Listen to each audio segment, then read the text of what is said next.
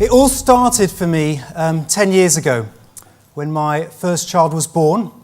We brought him back from hospital, looked like a healthy baby, and one night we were changing the nappies and the nappies were red, black.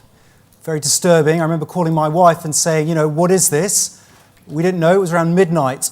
So we called the doctor, the emergency doctor, who arrived about an hour or so later.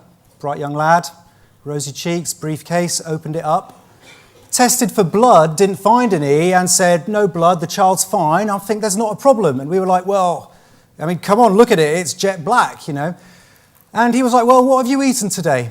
And it so happened we'd had a fruit and veg box delivery and we'd had some red cabbage.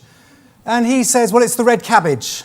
You've been eating red cabbage, that's been going to the breast milk, into the child, into the urine, and that's the result.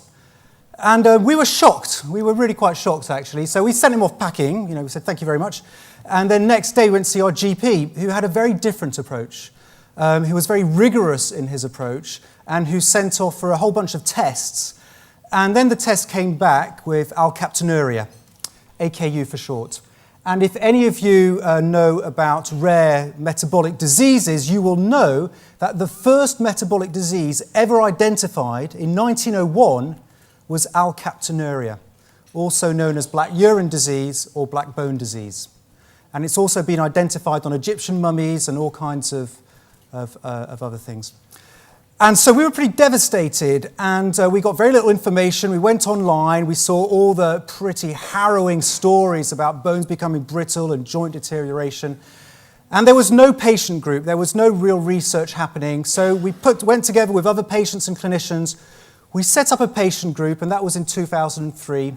Now, 7 years later, we now have 655 patients around the world, which is quite a lot for an ultra-rare disease. We have research in 7 research centres across North America, Europe, and the Middle East. We have formal patient groups in France, Italy, the UK, and now setting up in the US and Canada. We're just planning a protocol for new clinical trials, and as I'll explain, we believe that we're on the verge of a treatment.